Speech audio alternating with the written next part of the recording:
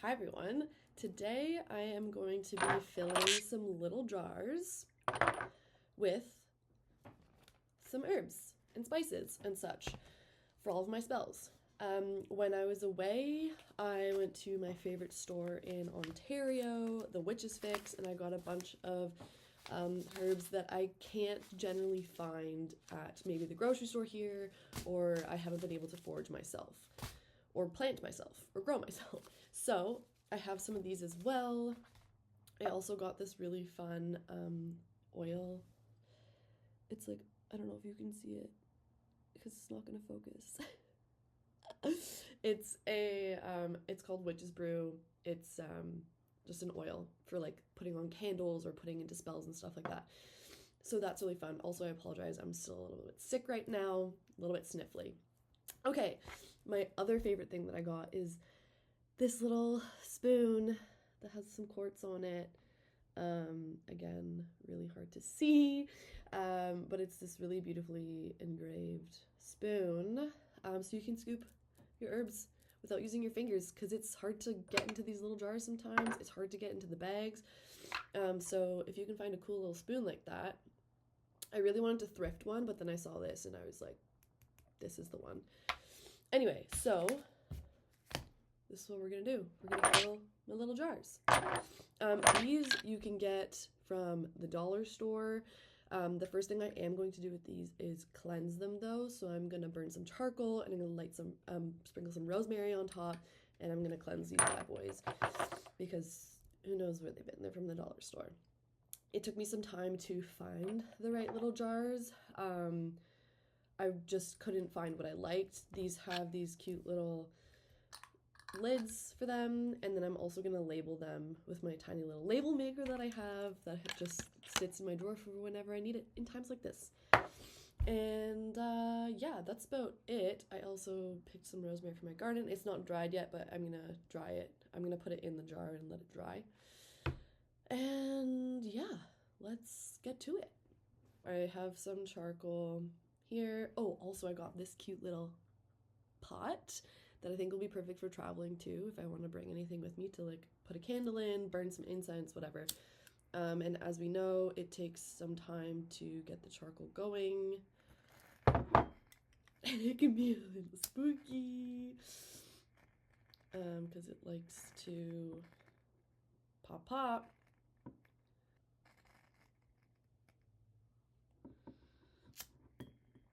So now I'm going to take some dried rosemary that I already have, because generally you want it to be dry when you're using it to burn it because it won't really burn well when it's not dry. So I'm just going to take my little spoon and throw it on top. And there you go. It's starting to smell. It smells so good. Okay, so what you want to do, take your little jars and just hold them over the smoke like this. And you can say something as simple as, I cleanse this jar of all negative energy and entities that do not serve me or my spells. And just like that. Do that with all of them.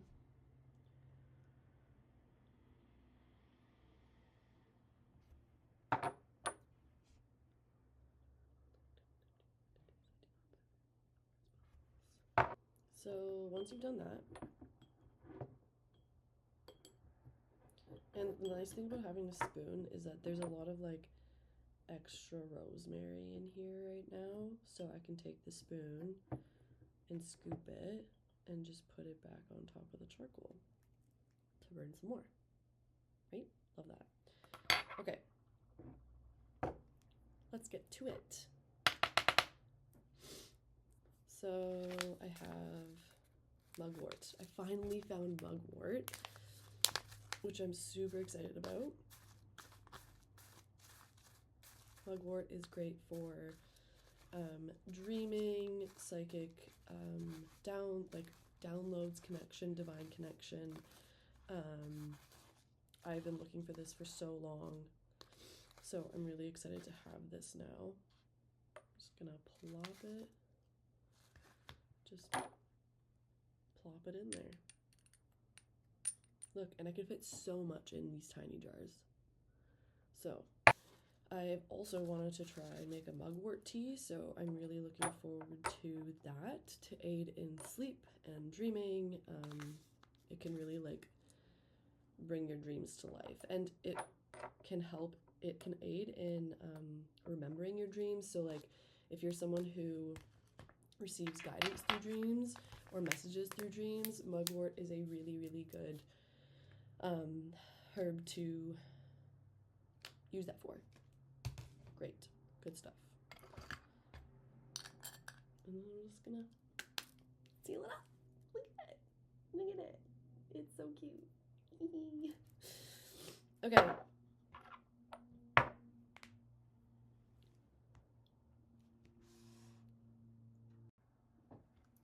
Okay, so then I have some yarrow, which is really good for like balance, renewal, courage. I grew this in my garden this year, but yarrow grows pretty wild in lots of places, so you might be able to find it around you. Now, while I'm doing this, I want to talk about the witch trials. And I know this is a very maybe common topic, but I just think that we can't talk about it enough, because the thing is that these women and men that were quite literally burned at the stake or beheaded or persecuted, tortured, whatever form that was used, because all of them were, they weren't witches. And although we like to think that they were, they weren't. And you know what? Maybe some of them were practicing witchcraft, but it wasn't witchcraft per se. It was healing. They were healing people, and they were helping their communities, and they were helping the collective stand up against the literal like patriarchy, the church that just came swooping in like that. They were part of groups that wanted to bring it down. And this is simply, if we look at anything, this is simply one of the main reasons that they were seen as a threat, because they were going against the Christian beliefs that were coming into play at this time, because this is like the rise of Christianity and the church, and a lot of traditional ways being burned away by either burning the people or burning any kind of evidence that showed any other type of way of living other than practicing the Christian religion. And I just think that we need to honor these men and women in different ways other than being like, oh, she was a witch, and like really almost like what's the word I'm looking for? It kind of sometimes gives me the ick a little bit, because, you know, if we think about Salem, okay, yes, there were witch trials here, and it's only been within the last like 15 to 20 years, basically like the resurgence of witchcraft in a different way, that Salem has become this like massive tourist destination, and we are like sort of glamorizing the death of these people who died, who weren't even witches. And I think we need to honor them for the people that they were. They were healers. They were people who practiced medicine in alternative ways. They were people who maybe they didn't really like worship a god. They didn't have a god that they worshiped. They just worshiped the land. Like the land was their god and nature was their god. They worshiped the seasons, and it was kind of as simple as that. And again, this was seen as a threat to Christianity. I also want to make it very clear too that like these weren't just women. right? There are men too. There were many, many men. And you can Google this yourself. Do not use ChatGPT to look this up. I encourage you to literally, you can just Google names in witch trials in Salem, or names in witch trials in England or Scotland or Ireland. There is not a lot of history, or there's not a lot of documentation on the witch trials in Ireland, unfortunately, because I have looked this up, of course. But again, like, whether they even practiced any type of healing ways at all, even like midwives, people who just delivered babies, burned at the stake. Who the fuck is delivering the babies now? Nobody. Anyway, where was I going with that? There's even as simple as like the children. Of course, children are very influential. They're very naive. They will like believe anything you tell them most of the time. And the children had a really huge play in this as well, because the children sometimes were the ones that brought on the death of some of these men and women. They're like their own daughters and sons accused their parents, and only because they got so caught up in the chaos and the mania of it all. And then most of the time after this person was burned at the stake, they would come out and be like, I was lying and now I have no parents. So this is all to say, let's not just glamorize the witch trials. Let's not just glamorize Salem. Let's not just glamorize these places that people, humans, were just burned at the stake for simply tending to the earth, worshipping the earth, having no God, not conforming to Christianity, healing the community, the people, their loved ones, keeping them safe. Let's honor that, and we'll light a candle for them. Okay. We've got lavender, of course. How can we not? My hands are going to smell like lavender for the rest of my days now. And, you know, as I make crumbs, I'm going to put it on top of my charcoal, because why not? Okay. What next? We have chamomile flower. Okay, if you saw my last, I posted a video on Instagram about, I don't remember which video it was, but anyway, I was talking about sometimes it's hard to find just like specific herbs like chamomile flower. So I mentioned that you could literally just get like chamomile tea bags, rip them open, there you go, you have it. That's totally acceptable. Whatever is accessible to you, please use it. Please find it. That's okay. And know that it doesn't need to be special. Like, you don't need to go to a witch's store to get the chamomile flower. And it smells so nice.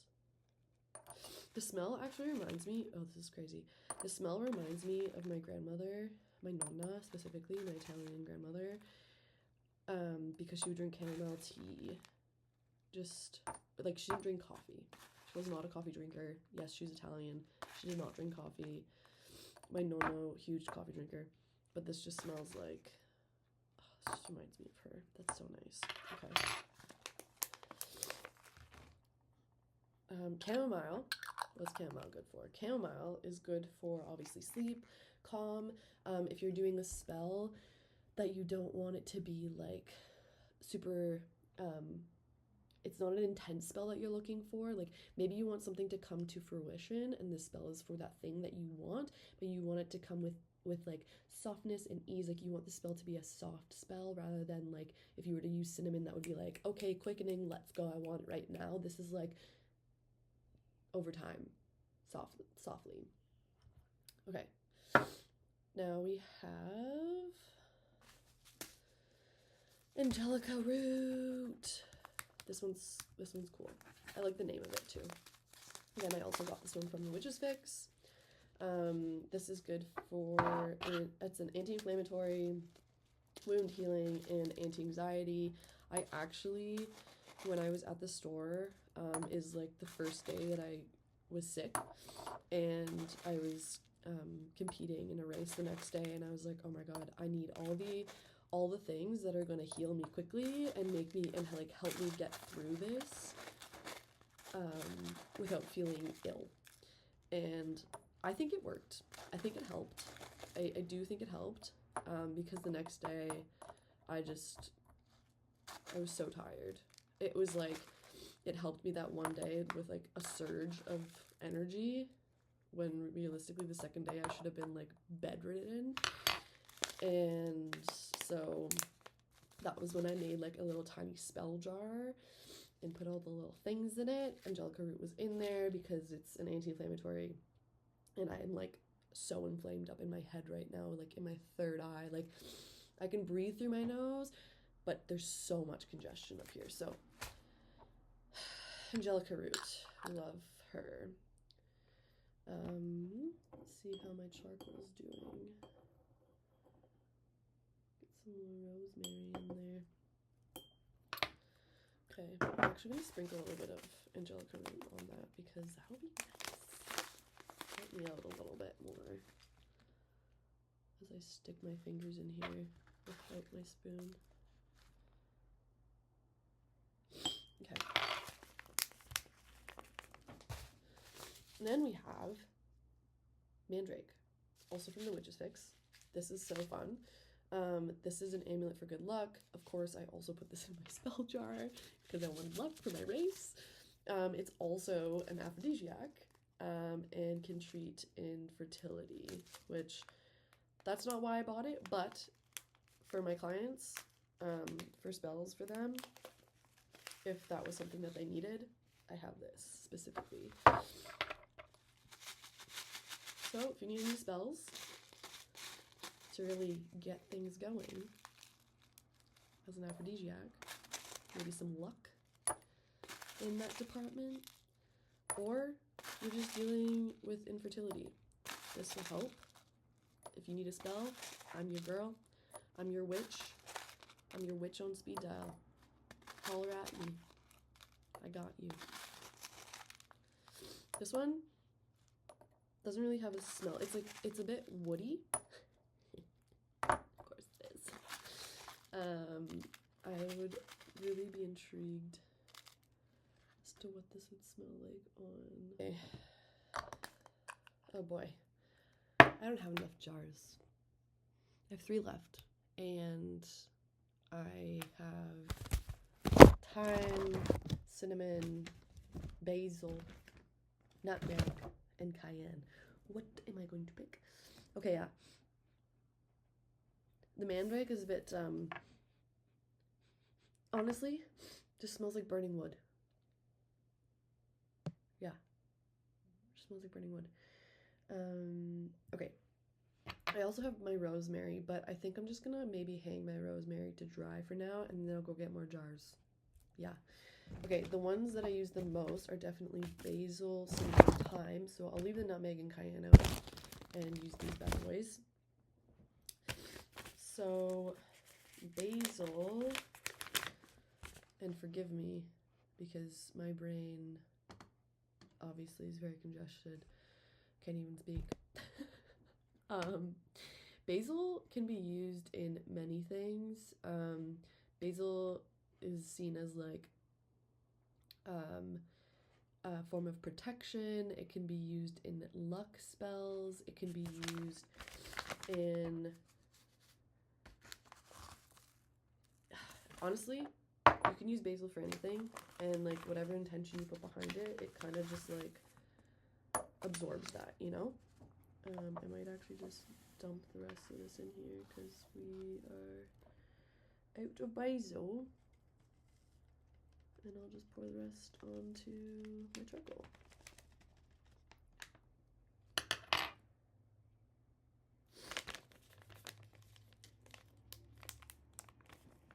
Okay, cinnamon. Again, we love cinnamon. Cinnamon has many uses, but for a general rule of thumb, if you want something quickened, if you want a spell to be very quick, and maybe a little spicy, you can add cayenne for that. But if you want something to work quickly, cinnamon. Cinnamon is also great for money spells, of course, abundance, you know, it's the thing that you blow through your thresholds on the first of the month. Also, one thing I mentioned recently is that I like to blow cinnamon through my thresholds at the beginning of new seasons, because you are quite literally like, that's a fresh start in itself, so it's not just the first of the month. And if we're talking about like the wheel of the year, honoring the earth, all of that, like, you know, the beginning of a month is actually not as like magical per se as is the beginning of a new season. So that's just my 2 cents. I find it's more potent when done at the beginning of a new season. Take with that what you will. We have 1 jar left, and we're gonna put thyme in there. Thyme can be used for like peace. If you want something to be peaceful, maybe you want to cut a cord with someone, but you want it to be peaceful. You don't want it to be like, you know, vengeful or any like bad blood between the two of you. Thyme would be a great thing to use. Yeah. Courage. Thyme is great for courage. Again, whatever you infuse your spells with and the intention that you put behind them, that's what's going to come through. So, this is all to say that no matter what type of herb you use in your spells, it's about the intention and the integrity that you place on them. So if you're just like throwing your shit into a spell without thinking about it, and okay, maybe you have a general idea of what this spell is, but you're not using your words as spells as you place them into the spell, you are not going to get the results that you're looking for. It's all about integrity and intention when it comes to spell work. So you can have all of these jars of herbs and whatever. You can have your witch oil. You can have, you know, all the things. You can have your crystals.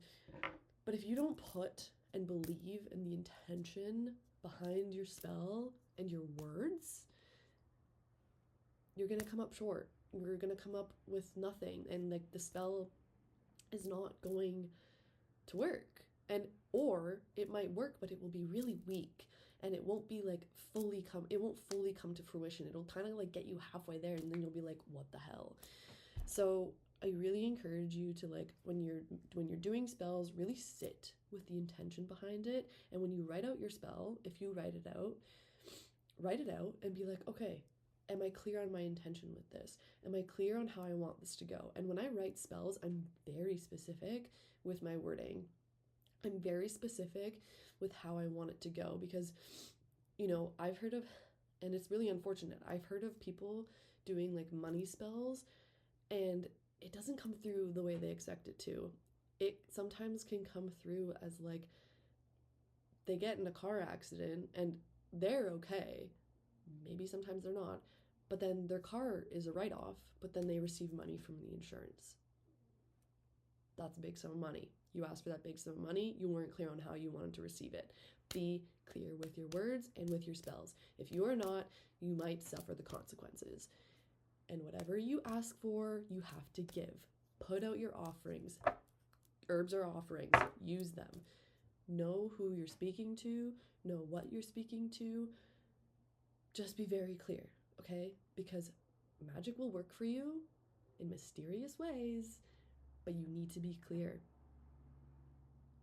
that's my warning for you. Also, always practice fire safety, please. Please practice fire safety. Yeah, that's kind of all I got for you today. Thanks for coming to my packing my little jars of verbs. And also, one thing I am going to do too is I have this clearing spray. So I'm gonna like cleanse them one more time, the outside of the jars, and only allow their intended use to come through.